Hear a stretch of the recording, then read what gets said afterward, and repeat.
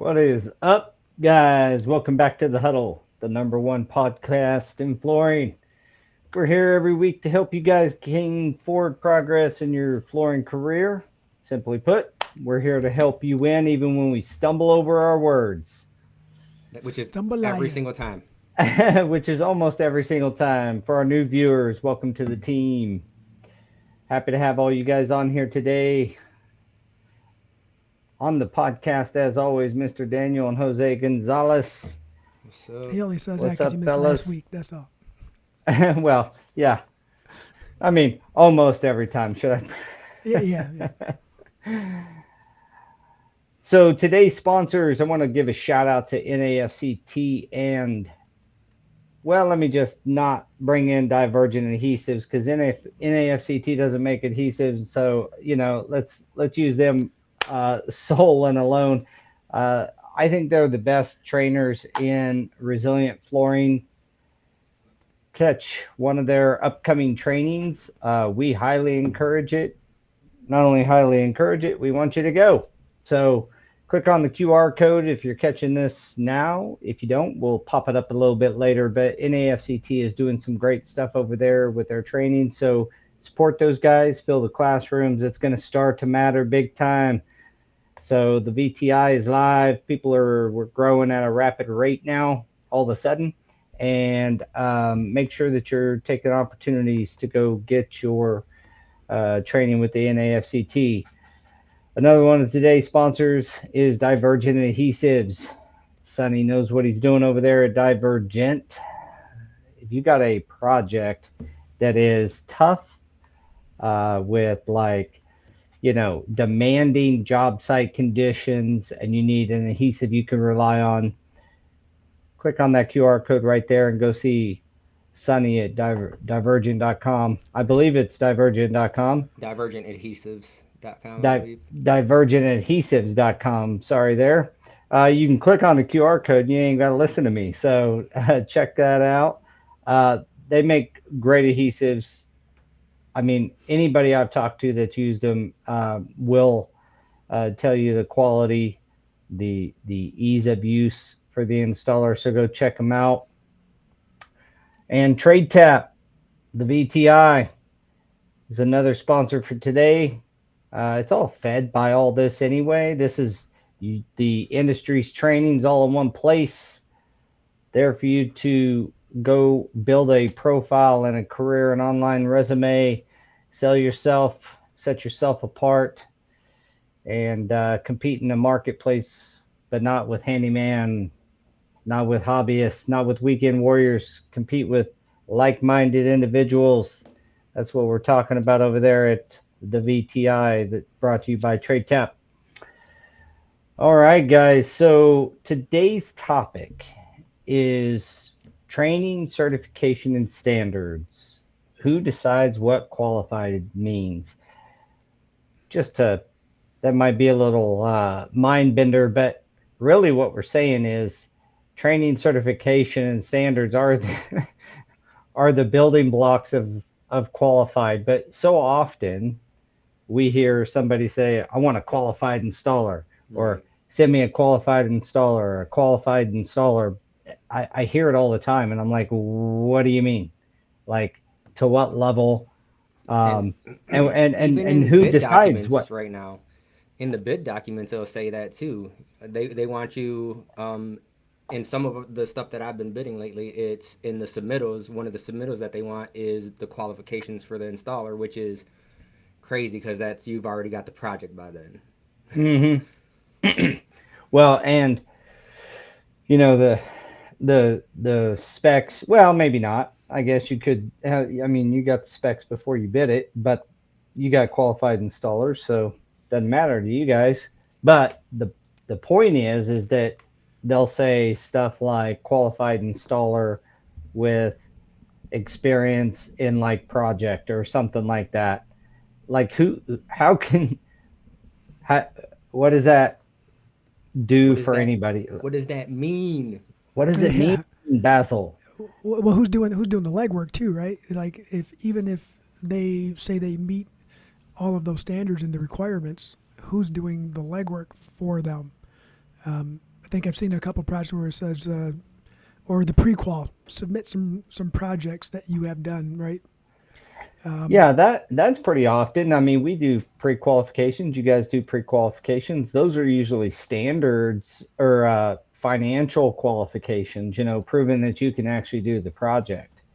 Not too often do they ask you what level of installers do you have on your staff? Are you subbing? And if you are, how are you quality controlling? Any of that. That's what this isn't a podcast about the VTI, but that is what the VTI Right. solves. Well, our term contract for the city of GR does ask some of those specifics, and that's what I was referring to. Is It's nice when they do. At least yeah, you eh, have some way to kind of like set yourself apart, huh?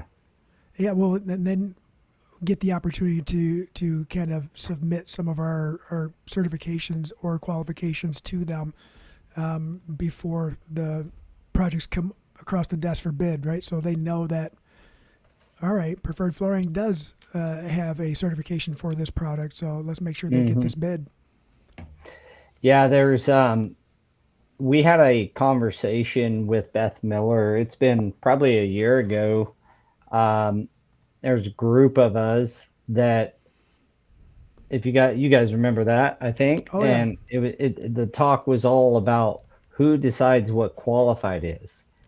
And she was trying to do some work for some manufacturers, if I remember correctly, to like almost give uh, a definition to qualified, because it can mean 1,000 different things. I mean, qualified is indicating that there's a goal, like qualified to do a vestibule or carpet tile, or qualified to do, um, you know, a vestibule of ceramic, or is it qualified to do a shower system with gauge porcelain panels, or like what level of qualification? So obviously the discussion is going to lead us right to where the huddle always goes, which is training certifications mixed in with your years of experience, like getting trained, getting certified, taking those opportunities to do so. There is a lot of good work going into the training of installers. You guys, as the installers, have to get on board with setting yourself apart by going and getting trained and educated in your craft. And I know a lot of our listeners are like, I'm preaching to the choir, but there's also, I think, some that have been on here before. They're like, will argue about the certifications or the trainings or whatever. And that is this what we talked about, Daniel? Was this Yeah, the kind of the like banner? who can actually say, right? Who's gonna do that? Is it gonna be the training entities? Is it gonna be the manufacturers? Who says that you're qualified? Yeah, and how do Yeah, you who actually prove it? decides it? Yeah, who decides it at the end of the day, And right? even further than that, and I know, so just so people know that Trade Tap is a sponsor, so we are going to talk about them, but that is kind of how this all came to be too, because even after that conversation we've talked about it, right? And it's like, well, you talk about certified and then qualified, and that's kind of where you came up with the verified thing, right? Because it's not just saying that you're verified or you're qualified or you're certified. It's like, boom, let's come prove this and get that verification. Yeah. Yeah, verification of your credentials and verification of the level of quality that you I shouldn't even say quality, the level at which your capabilities are. Denise says the industry. Well, I mean, The industries, yeah, well, which one? Because we right. got so many different disciplines in flooring. Is it hardwood, carpet, ceramic, resilient modular, resilient sheet? Like, the easiest answer to this is if you're doing NORA and you're NORA certified, NORA is saying you're qualified. But look at requires is for you to go get trained and certified. I would argue, and I made this argument in our discussion um, with Beth, is like, say just anybody saying you're qualified is, or if you proclaim you're qualified, I think that word needs to go out of the window, because there's too many variables that go into what, not only what it means, but how does that apply to, you could be a qualified um, you know, resilient installer or LVP, whatever, but are you qualified to do sheet vinyl, flash coving, heat welding kind of thing? There's just a lot of stuff into that word that's baked in that makes it really a poor word to use, so to speak. Right. And for the people who don't understand and don't know why we're having this conversation, it's really easy, right? Like anyone could go out and buy tools. Anyone could go out and get liability. Anyone can call themselves an installer. Um, Anyone can do that. It's not hard, and we're in the majority of the flooring industry isn't bound by some kind of structured program where we have an apprentice, a mandatory apprenticeship, and flow that way. So Or even a it's license, right? right, or even a license, right? And we're not put under the gun like the electricians and the plumbers. We don't have to pass, step by step inspections or inspections during certain parts of our process. We just go and do it. And sometimes you don't know who really knows what they're doing versus who don't until it's too late. Yeah. And then everybody loses. I would say if you do any Corps of Engineer work, especially heavy core work, we're doing a few jobs and we've done them in the past, and they will inspect you got to call in for inspections for each, like your layout, then, or your waterproofing, then your layout, and all your cuts. You got to display where all your cuts are going in a visual format. Then the installation, you got to get it inspected pre-grouting, and then after that, boom. Oh, I actually like that process, right? Like that. If they don't like something along the way, you're fixing it before it becomes an issue. Yes. And to answer your question, Denise, yes, in fact, the different certifications, every training, every certification will build your VTI ranking. Um, so obviously, uh, your years of experience matters, but so does all of your certifications and your trainings, whether it's any entity. Um, it impacts the your DTI ranking. So yes, Are any disallowed?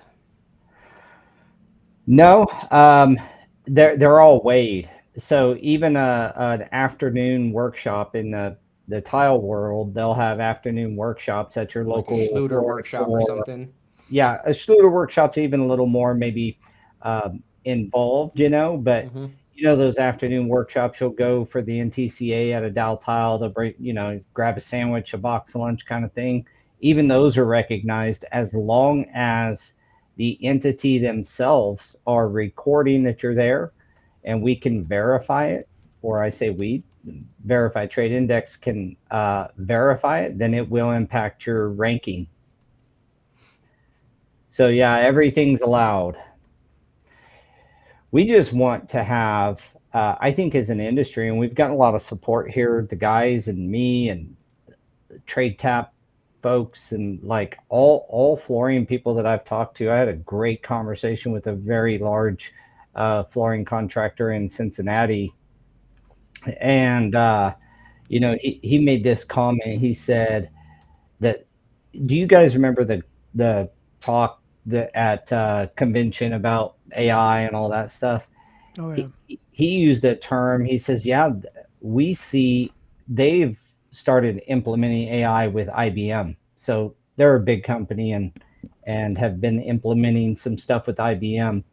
And he said, it's getting uh, to the point where all of that the only thing you're going to have to focus on and really put your hooks into is your installation and your relationships. And I was like, that's exactly what I said. Uh, he said it's the middle stuff's going to get commoditized, like estimating and all of that kind of stuff is getting commoditized. And I was like, yeah. He said none of our, uh, you know, most people's in the commercial world anyway, most of their estimates are being taken off. At least the quantifications, the takeoffs are being done either overseas or by AI. Some people have in-house and estimators. We still do. In fact, we're looking to hire, but it's more of controlling the process as opposed to doing the process. We want the estimator who knows the process to control the process. So they're not losing their job. It's just they're going to be able to control the process Well, and put out a ton more that's project what I mean. That that It's numbers. more efficient, right? It's boom, you handle all this stuff that I would be spending all this time on while I can do something else, come back to it, and then you've already doing two jobs at the same time instead of one. Yeah, I mean, we're getting close to the point where something that would take us a week to take off and get quantities for is taking 3 to 4 hours total to get the quantities and even to kind of review them and double check them. So the point here is if you're an installer, what I'm telling you is that the companies are going to start really focusing on your ability to do the work and if and to prove that you can do the work. Architects and even some a lot of end users like national account stuff is looking at adding qualifications to their specs. They've tried it multiple times, but there is a vehicle now, verified in trade index with the ranking on there. They love the idea of being able to put a hey, you need to be expert level in tile on the verified trade index to touch our job. And because it's an individualized ranking, well, that's for the guy that's on the project, not just the company that won the bid. And so there's going to be a lot of focus on workforce development, which is a good thing because it's about time we really focused on workforce development. Now that we have a system, an industry wide system that'll allow us to be able to have a ranking, think of it like,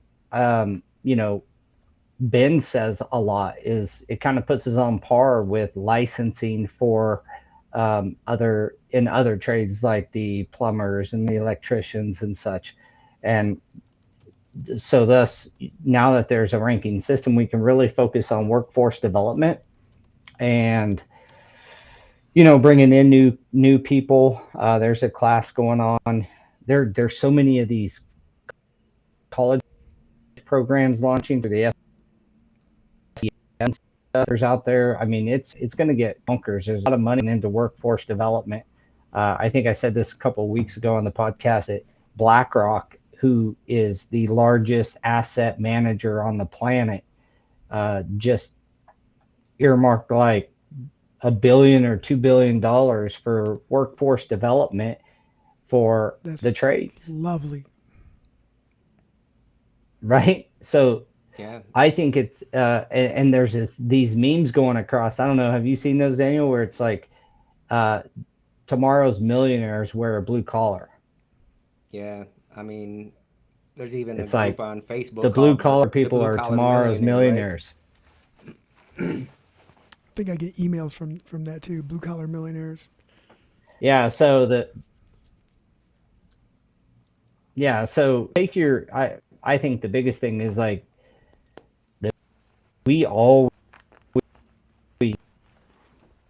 like drip really start to matter.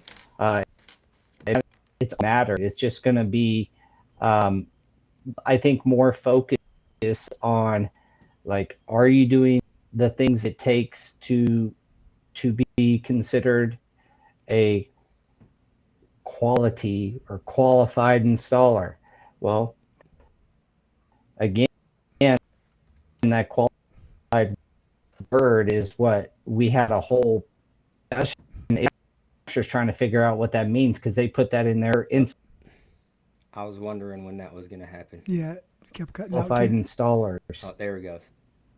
You're Oh, going in and out, Paul. did I There, Paul. I You're got back. lost and I'm back.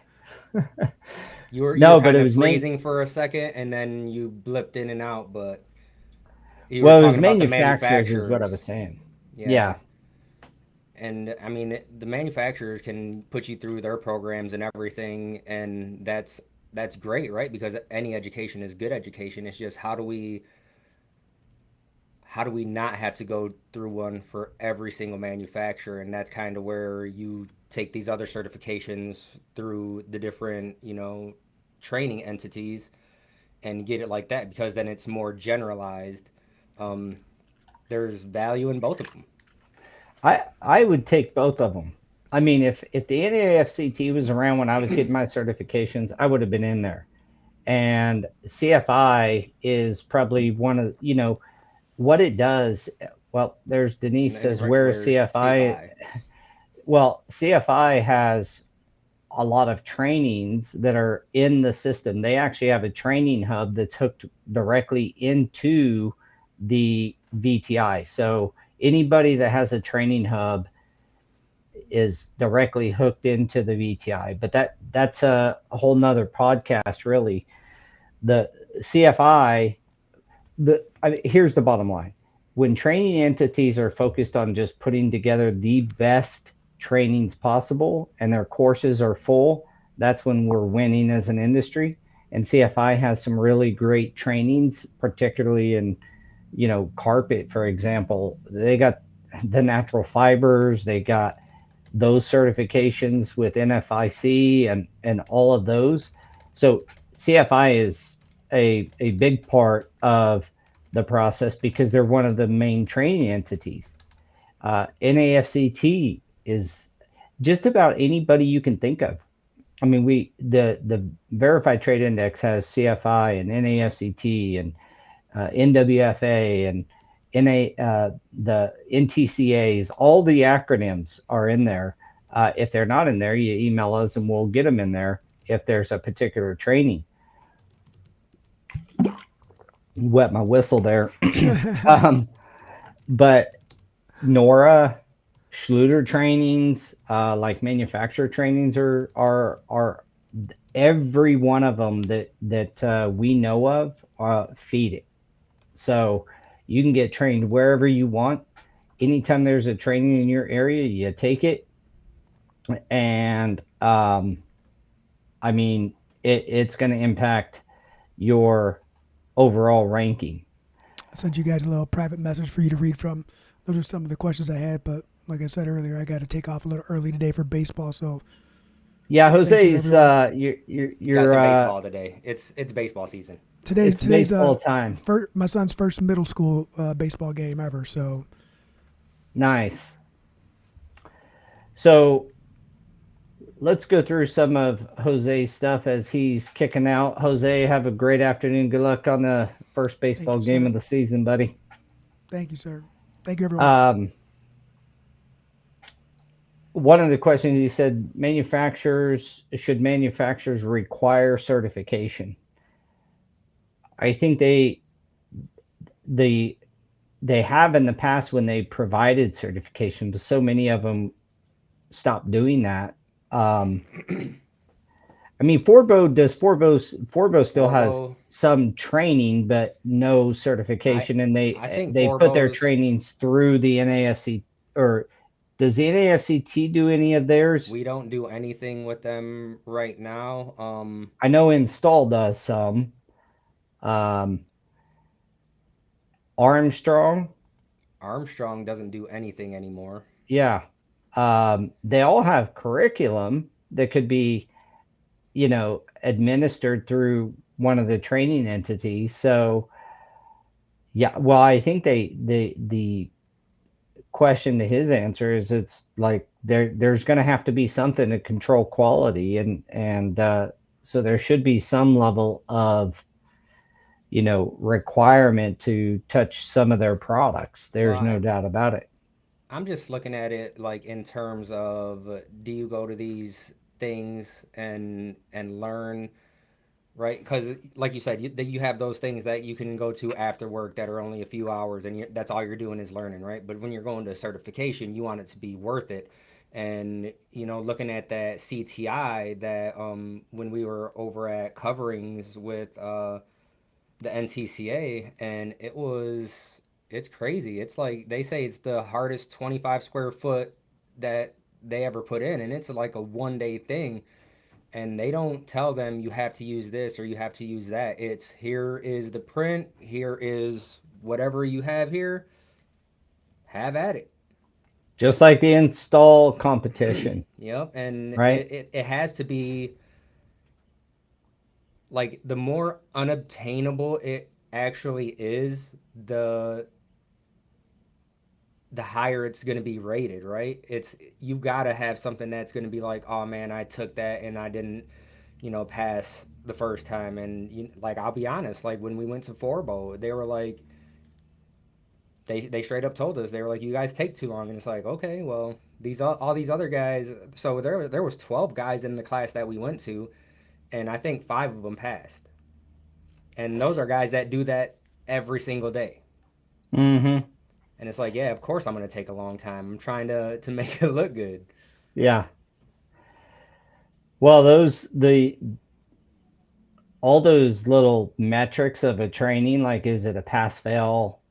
Like if you can go to a training and then the certification and still leave without a certification, that's a tough deal. And those are worth a lot in the verified trade index. Those are worth a lot when Yeah, you the way that they administer the curriculum um, is considered at every level.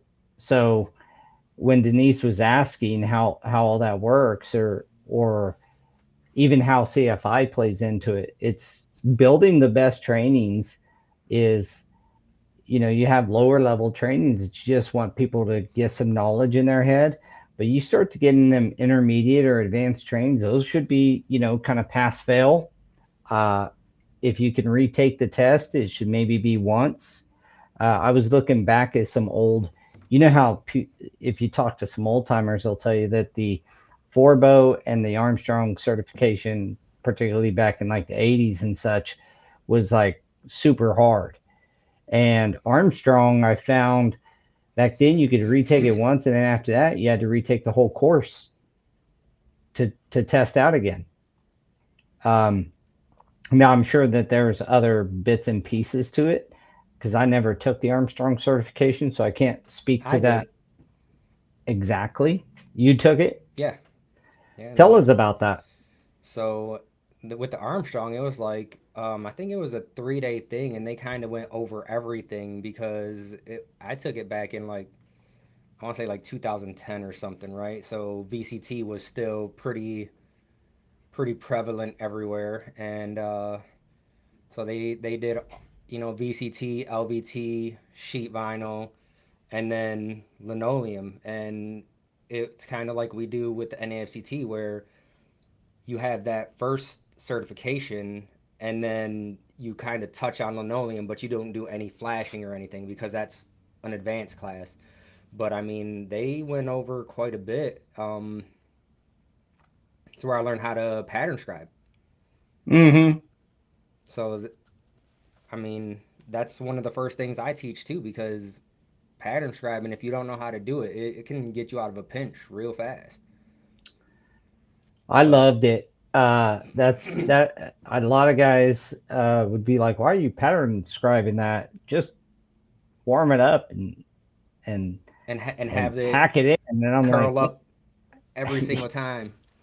I'm like, dude, why not take a few minutes to pattern scribe this thing out, and then I just go take that piece and and it fits. The same thing, I'm sure. Like if you got a Kevin key for Dave or some of these places, they're some of these guys, I should say, they know, like on carpet, there's the equal level of complexity in a lot of these carpets. You start getting into your care stands and all these, Fabrique and these manufacturers who make really high end carpets. There is a specific standard way of doing it, and then you still have to have a lot of skill. It's not just knowledge. You got to have the knowledge, and then you got to have the hand skills, and those are typically the best trainings that we have found. The way the heaviest, say, so to speak, are the ones that have some hands on and classroom time, teaching you about why it matters that you do it that way, and then showing you how to do it. I like that level, that kind of approach to training myself. So Denise says that manufacturers will have to have some kind of partners. If there are more qualified installers, they will be on board. And I don't think that it's necessarily that the manufacturers aren't on board right now, because the manufacturers actually do quite a bit. It's just everyone's looking at just one person to solve everything when it's a collective. It's not just, if we do this, the manufacturers should do this, because they already do quite a bit. Can they do more? Probably. I mean, we all could do more.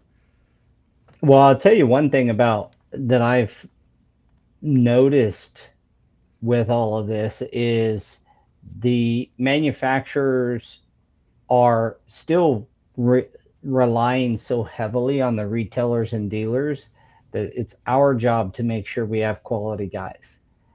And I was talking to a manufacturer this week about it, and that's exactly what came out of his mouth as well. It's the retailer's job to make sure they're putting quality guys on the table. Mm. I, yeah, okay, but without some manufacturer pressure, maybe, or something, or at least recommendation, you can fall in. It's still your product that's manufactured that gets put in incorrectly because they didn't have the right level of guy to do that particular carpet. So there has to be some way, some pressure from the manufacturer to do things, and not, and they have done a lot from a money standpoint, and there just used to be so many more, um, there used to be so much more manufacturers trainings that I think that the NAFCT, CFIs, the NTCAs, that industry leaders are going to have to continue to um, prepare to be really swamped over the next 5 years. It hasn't came yet, and that's what is so crazy. These it's just like a tsunami wave. The reason they're so destructive is because you don't see them until they hit you, and that's kind of what I see. This thing is happening, and I can see it, but so many people are just going to wait till the wave Wait hits them, till and then the same thing try we to talk do about something with about it. AI, right? If you haven't started using it by now, you're already late to the game. So Jason says that manufacturer training is true certification and holds more weight.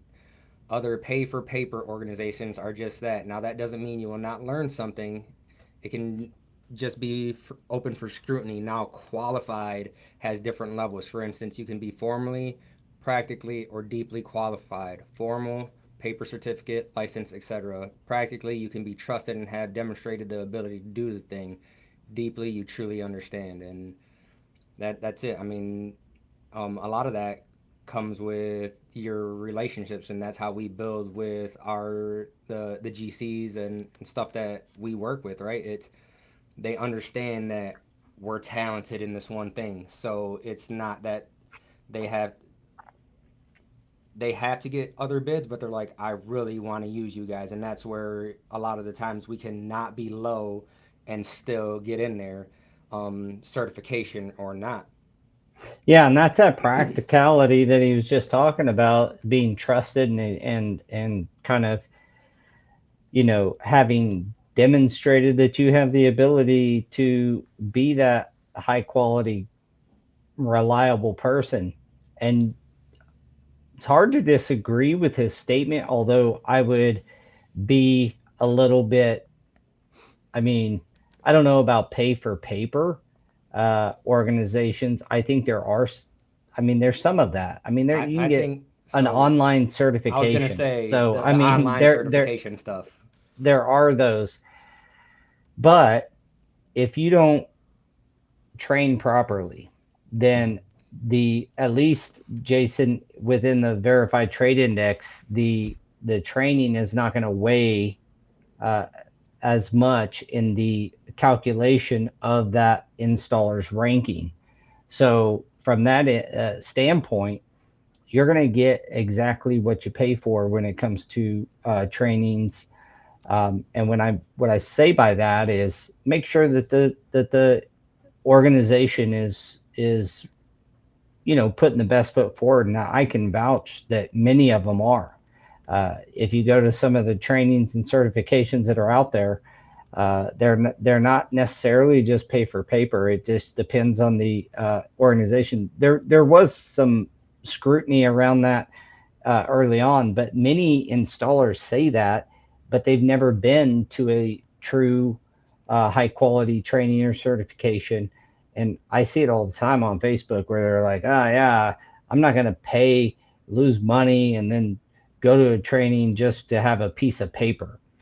Well, that piece of paper is different today because now it goes on to your ranking. It actually improves your ranking on a platform where you can literally show that you are taking the right steps to become a quality, high in demand kind of installer. The rankings from rookie to elite artisan and everything in between. So where you fall on that ranking is the level of your commitment to your craft and the years of experience. Yeah, I mean, we weren't certified for years, and then once we did, it we pretty much dove right in, right? But I mean, it wasn't like we were super big hacks. We were still trying to teach ourselves and reading specs and reading articles, and it's just we didn't. If you don't know how much the industry offers, you're not you just don't know, right? But once you're in Hmm. it, you see all these other opportunities, and that's just all it takes sometimes is, these guys that are the ones that are really reluctant to do anything. All they have to do is try it one time, and then they get hooked. And I mean, Yeah. so we've seen that. I've talked to when we were down there watching the guys take that CTI test. I was talking to one of the evaluators, and he said that he sees the same thing um, on that side too, where guys are like, "Don't need it, we'll never do it." They finally are like, "Fine, I'll do it." And then they're like, "Man, one, not only was that the hardest thing I've ever done, right? But also like that's where you get other evaluators from. That's they're like, man, I want more of this. I need to have a bigger hand in the pot." So Well, we see it all the time. I mean, we talk about it pretty often when somebody finally decides to go take a certification or a training, they they almost always come out of it like, man, I actually learned a lot more than I expected to. I thought I was just going to go in and blow it out of the water. And I can tell you one thing: I laid a lot of carpet there that was done the wrong way. Like I did it wrong, and um, we just don't have that infrastructure until and that's what we're trying to build is some infrastructure around the industry that can allow for those things. But the infrastructure being like an apprenticeship program or something like that, where you learn before you get tossed to the wolves.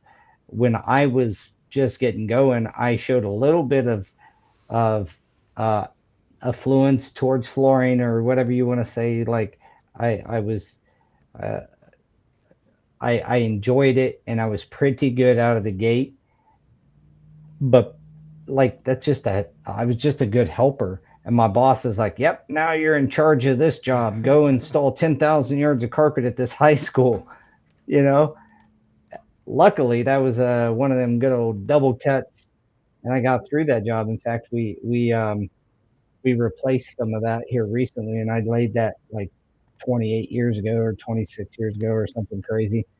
It's always nice when you get those ones that you did a long time ago, and you're like, you can like I think we talked about it a few weeks ago, and you revisit it, and you're like, yeah, I did a bunch of stuff wrong on this one, but Well, the very next job, I did a bunch of stuff wrong. It was like, oh, you did that. Now go do this one. I had no idea what to do. Like, and you just keep trying and trying, and then, you mess a lot of stuff up. And there's just easier ways to go about it than that. There's, you know, connecting with CFI is a good way if you're in the carpet world. They have good other trainings, but they're particularly very good at carpet. And then your higher end carpets, getting into your wovens and all the fancy carpets that Kevin could tell you all about. Like, it's they're particularly well versed and positioned to train you in that field. There's also some they have a really great training for commercial carpets, and they're coming out. It may already be out, but it's a commercial modular, well, modular carpet certification. So, I mean, those things are what matters when you start it's what doing, Denise was talking about earlier when she made this comment. oh, yeah, yeah. So there you go. And I know a lot of people again are going to be like, I don't need that. I've done a million yards of carpet tile, and that's the thing though. I don't know if they've ever stepped foot onto one of these failures, and I'm talking failure where it wasn't even a bad installer. Like, it was a great installer. It's just technology changes so fast, and if you're not keeping up with it, all it takes is using the adhesive or not removing 100% of the old adhesive. That's all these things take now. Well, the backing systems are totally different. You didn't have so many backing systems back in the day for carpet tile. It was Milliken and Interface back in the early days, and you had two different ways of installing those, and that was that. Nowadays, you got recycled backings, and you got freaking PVC free backings and PVC backings and some other mix of backing. Like, you have to understand the way that the not just how to put a square piece of a textile on a piece of flat concrete. You got to learn how to first make that concrete at least flat and smooth, and then after that, you got to know what is the other prep you have to do, particularly when it's in remodels. And then you got moisture testing and all these things that come into play these days that didn't used to matter. I'll tell you, one of my biggest failures, I think I've told you this before, Daniel, but one of my biggest failures was a guy that was union trained that worked for me, and he did a job, and it, it all failed, like thousands of yards, and did not remove the old adhesive. Said, well, it already had carpet tile over this old broadloom, so he refreshed the pressure The sensitive. adhesive that was already down. Yeah, and Kevin, I loved what he says.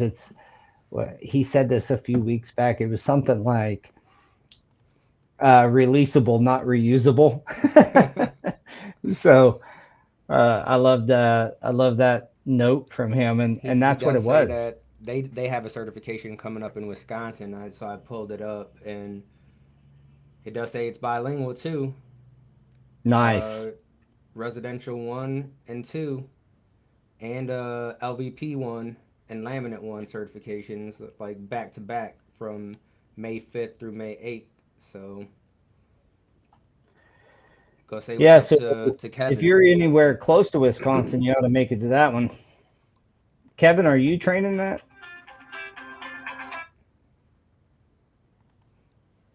I usually turn my ringer off.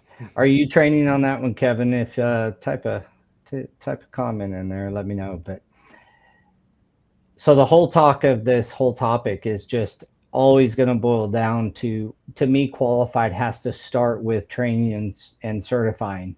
Like, there's no way to experience your way without either being under somebody who's certified and qualified through that process, but then you don't get the recognition of the effort you took to learn, right? So it's always good to go to the source and get that certification or get that training yourself.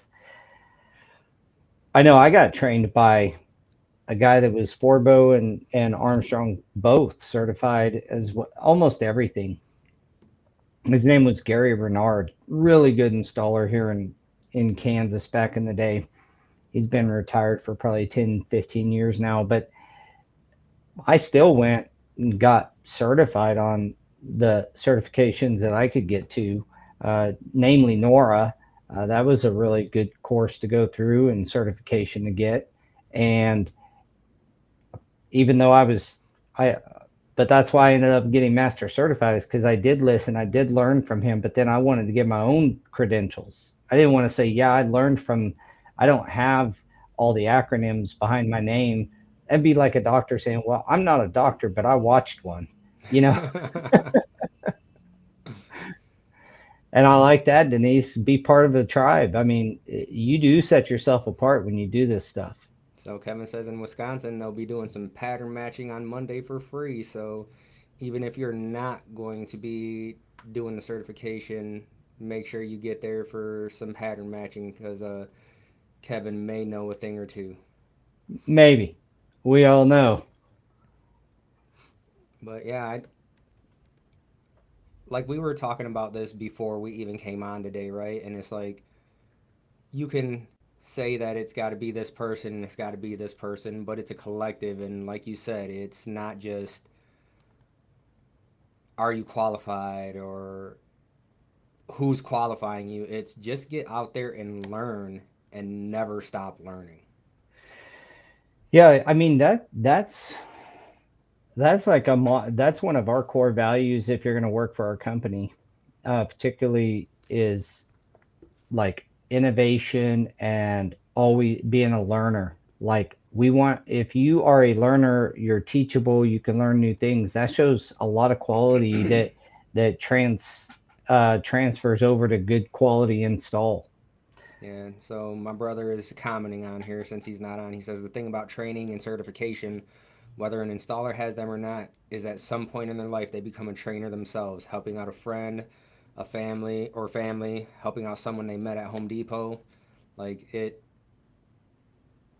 you do end up not not necessarily training, but at least leading them in the right direction, right? And it's real easy to lead someone in the wrong direction when you don't have that knowledge to back you up. Yeah, I know that a lot of trainers out there can verify this, but there's so many people who will say that, they already know how to do something. And, God bless them, they just don't know that they're doing something wrong. I can attest to that early in my career. I did so many things wrong and I just did not even like it never, I didn't feel bad about doing it wrong because I thought I You was thought doing, you were doing it right. yeah. And uh, I was doing the best I could and blah blah blah. Well, being trained is part of that whole thing. It's any industry needs proper standards and verification. Like you got to go. That's where That's what a lot of the industries asked for licensing, right? And we had a whole podcast on why that's very unlikely to ever happen. But licensing is about like learning and then proving that you can do it and then you get a license for it. And there's still people that do that and start cutting corners as soon as they get that license. Yeah, and that's where I think continued education for all the training entities out there, one of the things you can do to make your training worth more and weigh really heavy in the algorithm of the verified trade index is require continued education. Right. Very few I can tell you do that. I was looking for And my ICRI certificate because they do require it. It's I think every 4 years, right? So it's you take the test. It's the the hands-on and the written portion, and then the fourth, it's either 4 or 5 years. You have to re-verify with another written test, and then the next time you renew, you have to retake the entire class all over again. I actually love that. Hmm.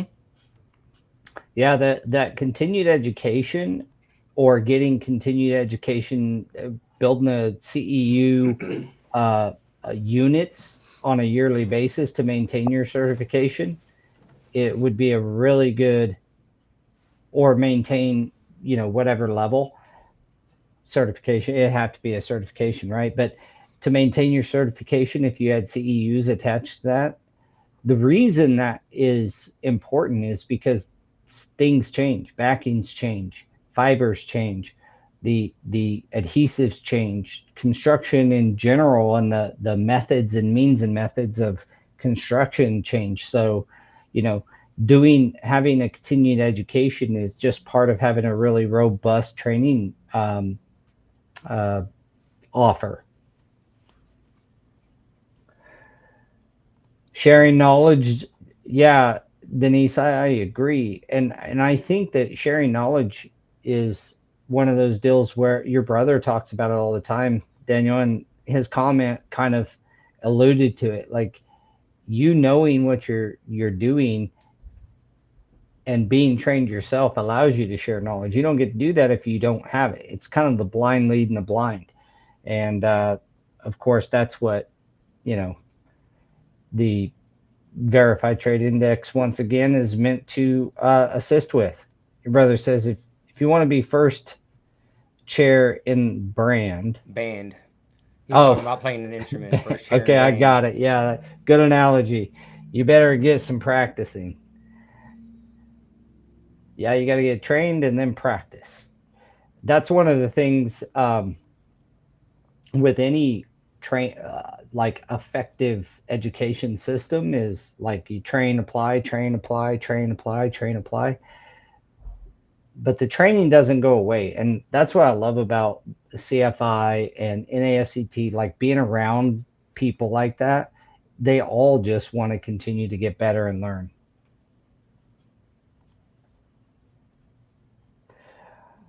He's saying some his voice to text, but I understood what he was saying. No, So right now, the industry lets anyone in, but it holds everyone accountable. That's the gap where most of our problems live. That's what your brother's last kind of closing statement that he sent over was. And I think that's freaking hits the nail on the head. The industry lets anyone in. The manufacturers say, well, it's the dealer's deal, but they'll certainly hold you accountable. And that barrier of entry, um, there,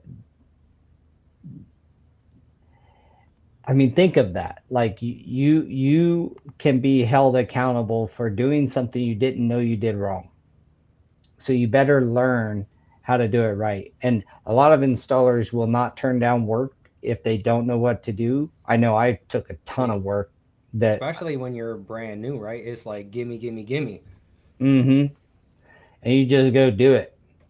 But I would advise get tied in with CFI, get tied in with NAFCT, whatever your kind of You know, niche is, or your NTCA, NTCA, NWFA, wherever you got to NWFA. go. Get tied in with them. There's good communities around each one of them, and they all kind of intersect, and you'll get to know different ones and different people.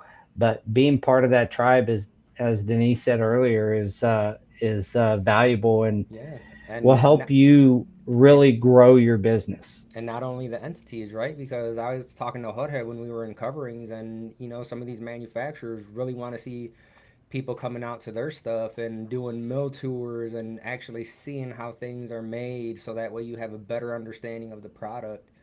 There's a lot that you can do other than just relying on an entity or two. There's so much out there that you can learn. Yeah, and there's opportunities, like you said. Uh, did you go to Milliken? I think Jorge did. Hothead did, yeah. Yeah. I mean, there's a lot of opportunities when you start getting tied in where they're like, "Hey, we'd like to have you on a mill tour and take you and Look, show you how their products are made." Kevin says that his competitor's brand is on his VTI. How do I get my competitor's brand off? He, I think you have to sponsor to get things removed, right? I think it's like $2,500. You can make that payable to me, Kevin.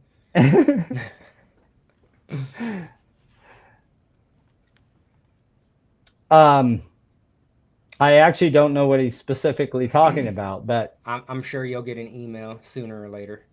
well, I look forward to it. With that, we've already burned through an hour here, and I want to thank everybody for joining us today. It's a little bit of a slow day in the comments, but just to reiterate, check out the NAFCT's upcoming heat weld and flash cove training. Where's that at, Daniel? That is at Beaumont Flooring over in Calhoun, I believe, right? There you So go. Georgia. So go visit the Bow Hackers. If you have any questions, just Reach click out that to QR me. code. Get that QR code. You have any other questions? Just definitely you can reach out to me and I'll get you the answers. If I don't have them, we'll get them to you somehow. That's right. Also, want to mention Divergent Adhesives. Go check out divergentadhesives.com. Go give Sunny some love. Buy some adhesives. You'll be glad you did. Yeah. I mean, we use them in the trainings and everyone is like, dude, this adhesive is great. And I think last time the ones that he sent, I mean, they're only good for so long, right? So he's like, if you want, they're open already. If you want them, take them. Oh, So yeah. some of the installers were like, yep, they were from the area, so they were going to use them up. There you go. And final mention of the VTI jump on, go start your profile. It's free for life. You'll never pay to have your ranking on the Verified Trade Index. So click that QR code, go get your VTI started. And as verification of the claims, whatever training certifications and such that you have taken, uh, the team will verify all those, and uh, you'll have that live right there on your device. So, I want to thank everybody for the comments today.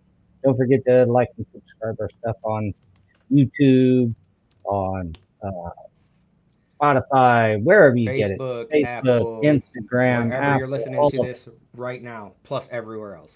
Yes, give us some love, and from there, guys, we will chat with you guys next week. Daniel, thank you as No, always. thank you, Paul. We'll see you next week. We'll talk to you guys later.